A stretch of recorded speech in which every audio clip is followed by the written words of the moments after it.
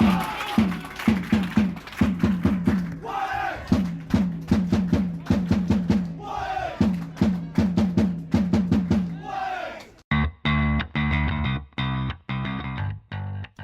and welcome to the Cantilever Chat, your unofficial home for all things Warrington Town. On today's episode, we discuss the recent upturn in form, injury updates, and a busy Christmas period coming up.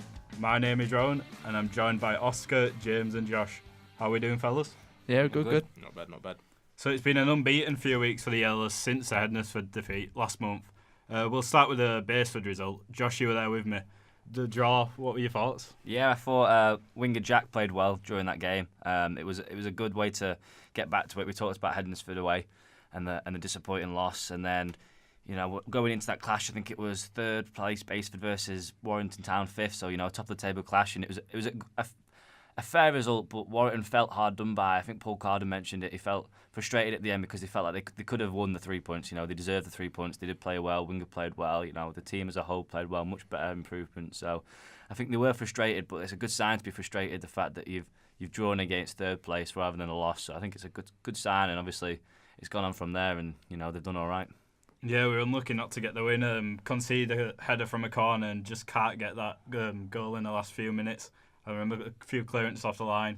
Yeah, they had a few chances, didn't they? And I think at Hednesford away, they conceded from a set play as well. So these set plays seem to be killing them off a little bit. The corner came in. It was I can't remember, was it a scrappy goal or was that the week before? And then last 5 minutes, they were really pushing for that 2-1 victory. But just in the end, it just didn't quite click. James, you were there as well. We should have got that goal in the last few minutes, shouldn't we? Yeah, it was a bit disappointing, but I think we can take great pride from the fact that Basford had scored 44 goals in 15 games coming into that one, and then Warrington play against them. We got the two big centre halves, and we really kept them at bay. Mostly, it was just, as you say, that set piece goal, which is a shame to concede. And we got quite a lucky goal in the first half, but I think we pushed on, and I think if we would have got that win, it would have been nice. But a point against a side above us in the league is quite a good result, and it was quite nice that kind of game was watched by a big crowd as well. I think that really helped us. Last 5-10 minutes, we had a lot of vocal support, and I think the fans were really getting behind the team, and I think that encouraged the team to push on a little bit. We did the free ticket, didn't we, in the Warrington Guardian?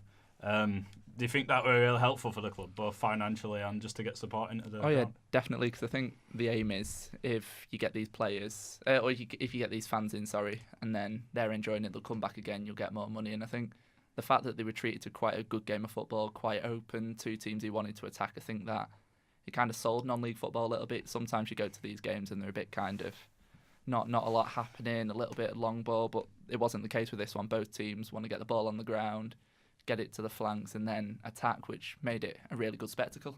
What was the attendance? 600? Yeah, about 600, yeah. And the predictions, what did you predict? 3-2? Yeah, I remember you predicting 1,000, did you? I predicted 1,000 attendance. Only 400 off, but I'm sure I predicted a draw. Did I not? You did, well done.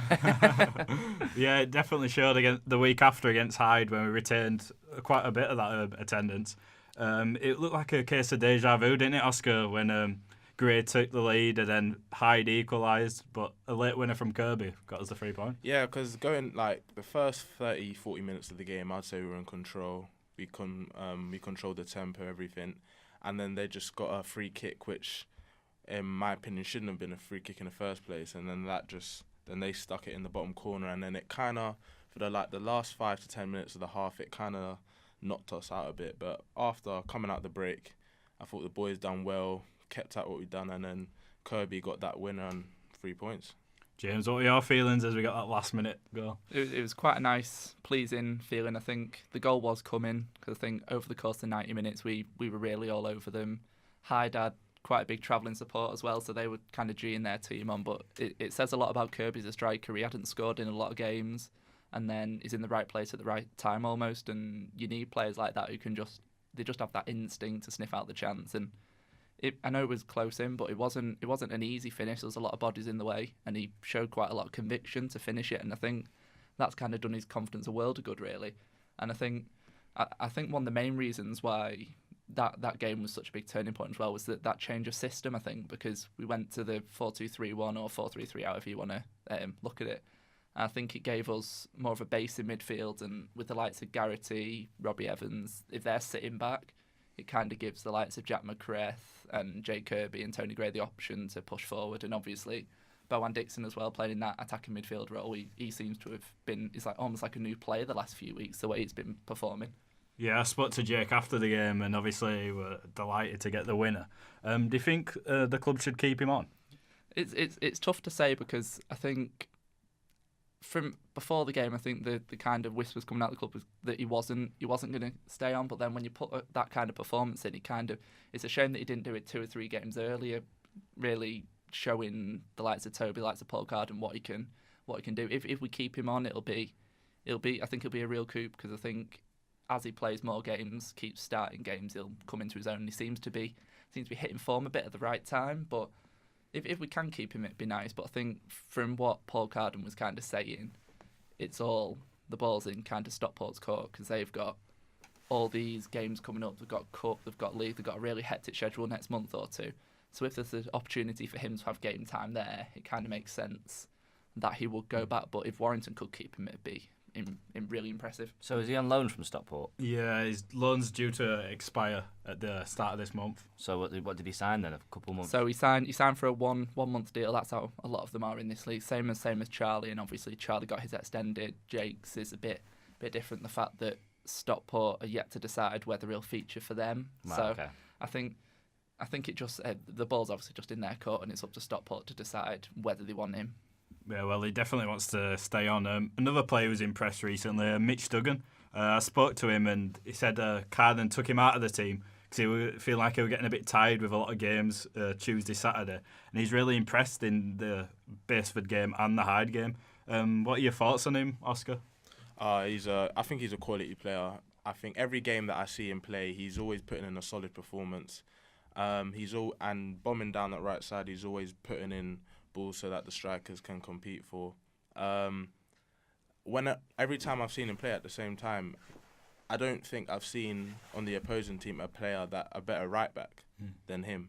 And for me, he's definitely going to be a key part of this Warrington side to do well this season. I'll say I think that kind of that break did in the world good, really, because he got brought out of the team for a few games. I think when we first started looking at Warrington, the kind of Mitch Duggan had played, I think, every game of like the first 15 or 20, and I think eventually that'll catch up with him. So it was good to be able to give him a little break. He's got his chance back in the team, and he's definitely paying off. He's definitely taking his chance, and I think him, as I go back to the formation again, him and Adam Hughes on the left, the fact that they're getting more license to go forward, I think we're really seeing the best out of him, because as an attacking entity, I think Duggan's a really good player. James pointed out a fact of the week. Is it his sister? Is it him and his sister? Yes. Yeah, so go on. Yeah, so his sister Tony Duggan, Barcelona. Hopefully, if we're wrong, contact us. He was saying we think that what was she, the first English? Yeah, first English player to sign over for Barcelona, England international. So if we're wrong, we do apologise, Mitch. Yeah. He's a real bull terrier of a defender. Yeah, Oscar, we saw him play well again against Marine at the weekend. Bowen Dixon scored a screamer as well, and a brilliant team goal. What did you think of the performance? No, I think out of every game that I've watched at the moment, personally, I feel like this is the best performance that Paul Carden's side's done. Bowen Dixon, as James mentioned earlier, I think he's thriving in that attacking midfield role. He's getting more of the ball. He's good at creating chances because he's such a big presence. You can't really take him off the ball. And going into the goal, as he said, he had time to think, and he sent the guy to the shops, and then he just placed it in. And for Gray's goal, that was Hughes bombing down the left-hand side. You know, as we said, Duggan and Hughes, they're getting down more, and the goal came from him bombing down, floating it in, and then Gray just chucking it in the back of the net. Yeah, on Bowen Dixon, James, he's playing in that withdrawn role in the cam, and it looks like it's his perfect position, doesn't it? Exactly. He's made no secret of it, the fact that he wants to play in that position. He thinks he plays best in that position. I mean, he's been played up front in a 4-4-2. He's played wide, left, wide, right. He's played all over the park. But I think now that we're playing him in this attacking midfield role, giving him the licence to find pockets of space, I think that we're seeing the best of him. Paul Carden said that he's one of the best players in the league on his day, and I don't think you can disagree with that. The fact that his he's showing everyone what he can do now. His finish, he showed real confidence, real composure, and I think as he keeps playing in that position, he gets more comfortable with it. I kind of think we're just going to see him go from strength to strength. Is a little bit of an enigma because you never know what kind of Bowen Dixon you're going to get, whether he's going to turn up or not. But I think the last couple of games he's shown exactly what he can do, and long may it continue. Can you call him one of the best players in the league if he is inconsistent? Well, I think the reason for the inconsistency is possibly because he's been moved around the positions quite a lot. It's not like he's been playing all the games on the left. He's had a game on the left, a game up front, a game further back on the left, back up front, back on the left. So he's not really. I think for any football player, if you're getting moved around, he's not gonna be that comfortable with his position. And I think the fact that Dixon likes to roam around, he likes to find those pockets, he likes to almost drift across the pitch, and he's got the quality to find that final ball or that finish. So I think they put a lot of faith in him with this new system. They've given him that faith to go forward and kind of try and make a real impact. And I think we've seen we are getting the best out of him, and it's a gamble that's paid off playing him with such a license to roam. You mentioned Paul Carden describing him as one of the best players in the league. Let's listen to his thoughts after the game. It's what he can do. He can do those things. When he applies himself with the ability he's got and he matches it with work rate, there's probably not so many players in the league who can do what he does, because he's got ability, he's got strength, he's got pace, and he's got that in him all day. We see him training all the time, and he's played well again today, and hopefully it continues. Warrington Town manager Paul Carden there. So 2 wins on the bounce now, lads. Going into this busy Christmas period, do you think it's a beginning of a regaining of the form from the start of the season? I definitely think so. After the start of October, it started to get a bit dry, losing results and all that. But I think definitely we're seeing a different spirit within the team. And I think going into this festive season, I don't know about you guys, but I'm confident that we can carry on going into the new year. And if we just keep up what we're doing, keep the same formation or change it when we need to, giving players rest and that, I think that we can definitely get a push for the top. Yeah, Josh, we've only conceded 9 goals all season, the fewest by 9 as well in the league. Do you think it's that solid base that is helping us this season? Yeah, the solid base. I think all around the park that they're a good side. I think when we started following them, they had a bit. In fact, they played well against Halifax. That was probably to this day probably one of the better games I've seen them play. Then they dropped a little bit in form.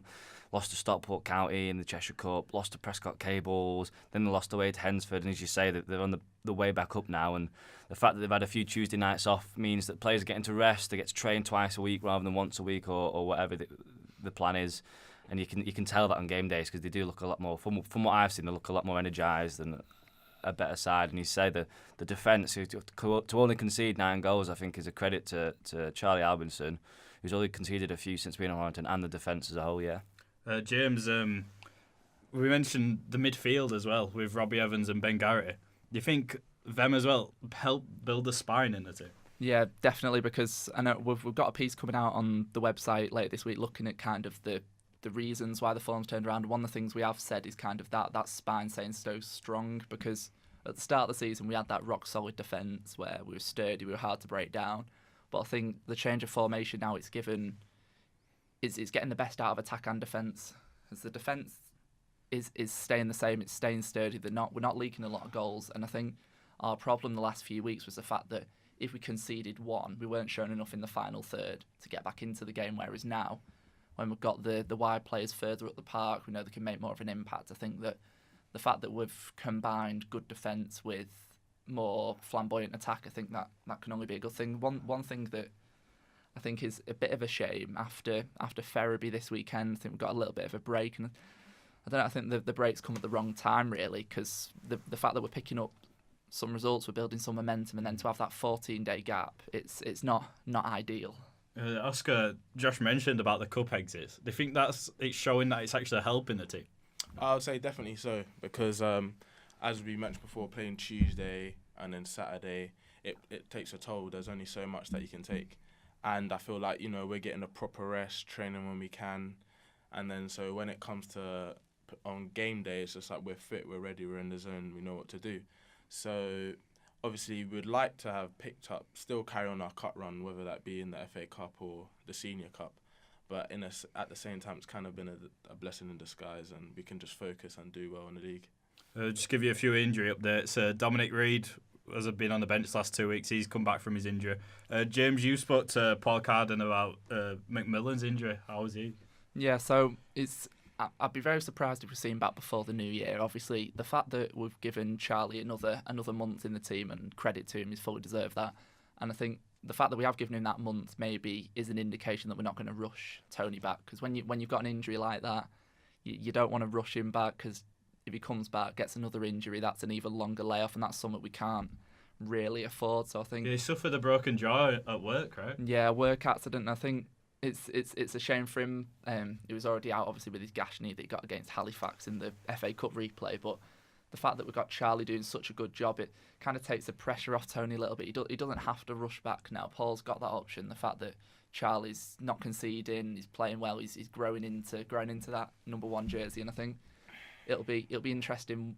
I think that at the end of this month, if Tony's back fit, then I think that'll be Charlie Albinson going back to Blackburn. But if he's not fit, then you might look at extending Charlie again, even if it's just for a couple of weeks, couple more games. Because the more Charlie plays in this position and gets used to the team, I think everyone can see it now. Yeah. The fact that he's acting like the proper number 1. It's not like he's been there for 4 or 5 weeks. It's like he's been there for years, really. Josh, you interviewed him as soon as he came. What do you think his main attributes are, Albinson?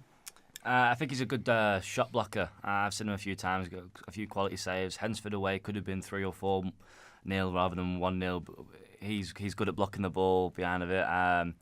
He has, every credit to his defence. They do play well, apart from these set plays that seem to be getting them. But the 2-0 on Saturday showing that they're all right. But these set plays are obviously getting to them a bit. But his attributes, I think he is a good shot blocker. I think he's good. He's strong, and I think he's confident as well. He was a part of the under-23s Premier League 2 winning Blackburn side. Yeah. That's a long-winded title. So he's got a bit of confidence behind him. Obviously, he's trained at City, so he's trained alongside some of the best. So he should be a confident lad, and at Warrington Town, he should be thriving. He should be doing as well as he is, and I think his confidence slowly grow. Do you think that the set plays might catch us out later on in the season? Obviously, Paul's mentioned that it's something that they've been working on. Do you think that's kind of the big area, really? If there's anything in recent performances to pick holes at, it will be the set piece inconsistency. The fact that he's pointed it out is a good start, isn't it? So obviously the training on it, every training session they should be saying this is how we defend the set play, and then they should be working on it. Obviously, past few weeks we have seen them concede at set plays, corners rather than free kicks. I don't know from what you've seen, but I've always seen them concede from corners. So if they can sort of defend from that, keep to the man, keep the concentration for that 2 minutes that the corner takes, and they should be Do you think that it's the captain's responsibility, Mark Roberts, to sort that out though? Because Albinson obviously is maybe down to it a bit, but maybe it's his organisation that should be. Well, there's only so much that Mark Roberts can do, really. He sets the everyone's responsibilities up. Everyone knows their job, and it seems kind of like it's been individual errors rather than collective. So he I know he's the captain, but he can't be responsible for, say, another one of his back four just elapsing concentrators. There's not a lot Roberts can do about that, but I think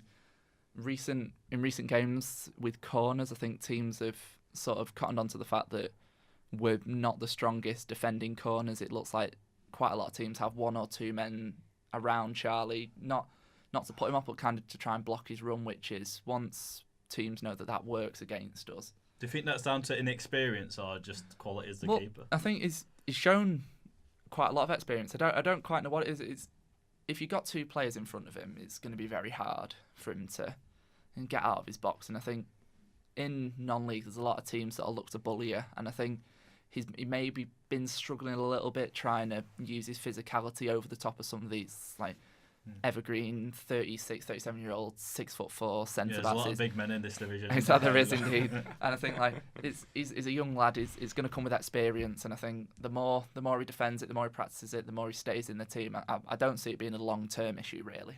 Oscar McMillan, obviously one of the club's biggest earners. Do you think he comes straight back in for Charlie when he's back?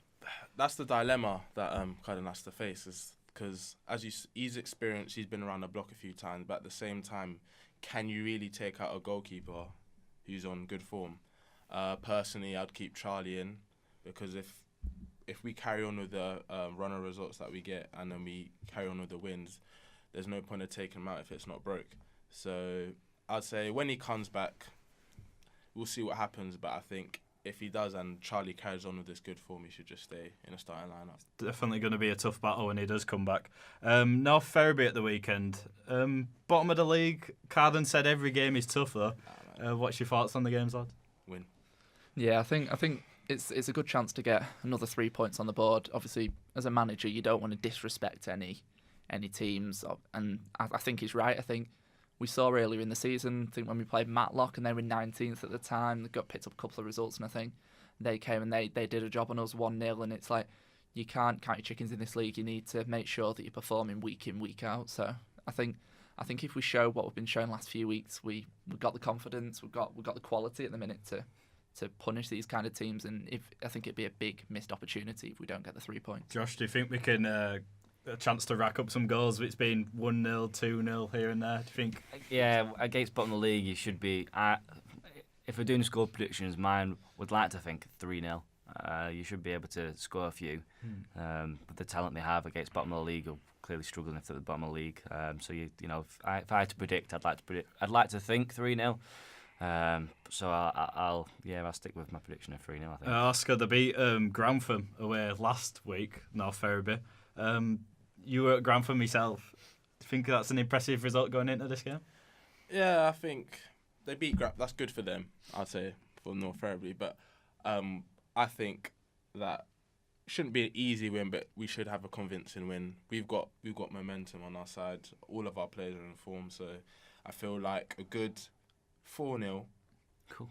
4-0, Bohan, Gray, McCriff. And McCriff again. I'd say 4-0. I'd say 4-0. James, you go into the game. Who are you looking to impress? I think it's a chance for a lot of players in that team now to really stamp the claim on specific shirts. We've got the likes of Alex Whittle coming back, Dylan Vassallo coming back, who were, for a few weeks ago, they were certainties for that first team. So I think the likes of Adam Hughes, obviously players like Jack McCrath, Jake Kirby, if he's still with us for that game, I think it's going to be an interesting game for them because they need to perform to keep hold of that jersey. Paul said to me that he doesn't drop players drop themselves if they're not performing, and I think it's quite a telling quote in terms of how he is as a manager. He's not, if a player's playing well, then they don't lose the shirt. So I think we'll go, if we keep Jake Kirby, I think we'll go unchanged. If Jake Kirby returns to Stockport before that, I think Dylan Vassallo will come in for him, but apart from that, injuries aside, I don't think we'd change a lot, and I think we should have too much for them. Say 3-4 nils. It wouldn't surprise me if it was a 1 or 2-0 there. Ferriby coming into the game on some good form, and I think we've shown, especially with Matlock again, when you've got a couple of wins under your belt, the amount of confidence, the amount your performances can change. I think we've seen that with Warrington when they were a run of 1 win in 7. I think the turnaround's been ridiculous, and the performances are a lot better now. So it just shows that in this league, you just need 1 or 2 wins. Going into that Christmas period, Josh, do you think we've got 3 games in a tough Saturday, Tuesday spell? What are you hoping for the team to get out of it? Christmas time's always going to be a tough time, especially part-time players. They're going to spend Christmas at home and they'll have to watch, exercise and whatnot. And then if they have got a few Tuesday games, then obviously it's about the rest. The rest will be important if it's Tuesday, Saturday, because if we've seen the past 2 weeks, they've not played Tuesdays and they've been winning Saturdays. But we've seen if they play Tuesday and they play Saturdays, then the results and the energy hasn't been as much. So you'd hope for a couple of wins, some good points, but the players really, I'm sure Paul talks to them, but they'll have to look after themselves over Christmas, won't they? Well, the big thing as well over this next, I think that over December and January, depending how many points we can pick up, that could make or break our season, because look at the teams we've got. We've got Basford away, then we've got Scarborough, we've got Farsley, they're all in the top 6, they're all really good teams. And then possibly we might have Gainsborough away thrown into the mix, a long trip, especially if that's on a Tuesday night in the new year. I think it's going to be interesting. I think we've got to go into those games and show the same fearlessness, really, that we've shown in recent games. But if we're playing like we're playing at the moment, then there's no reason why we can't pick up the wins. So we'll just have to see what happens. Yeah, I think Farsley Celtic on the 5th away is going to be a huge game in seeing where we're looking. Can we push for that title or just remain in the playoffs? Oscar, where do you think we'll be able to finish this season? We want to say that we can finish as high as we can, but personally, I feel like we could go all the way to the top. Why not? We started so well, and shown in the stats, our defence is quite resolute. We've only conceded 9 goals, so if we carry on with our attackers, getting goals, probably add more in the goal department. Who knows that? But personally, I say yeah. Yeah, we've got 3 games in hand ahead of table toppers Nantwich, and we're only 7 points behind. So if we win those games in hand, we can win the league, can't we, Josh? Yeah, as far as miles away then. Yeah, games in hand. I think there's a few around us with games in hand, though, as you mentioned. Yeah, exactly. Yeah, I think there's that many teams around with game in hand. We can't really take anything from them until they've played them, because you could turn up, and wherever they're playing, the conditions could be ridiculous. The teams who they're playing could be in form or out of form. So it'll be quite interesting. I think the table's bunching up nicely as well. Scarborough have lost the last 2. They were top. I think when we went to Nantwich away, that was a 2-1 defeat, but we showed enough in the second half to show that we can get the better of them when they come to our place. It's close at the top, isn't it? I think there's only a few points separating everyone. I'm saying that's the joys of non-league, isn't it? Yeah. Okay, fellas, it's going to be an interesting few weeks coming up for Warrington Town. Be sure to check us out on Twitter, Cantilever_chat, and as website, The Cantilever chat.wordpress.com. There we go, just perfect. Well remembered. Right, thanks for listening, and we'll see you later.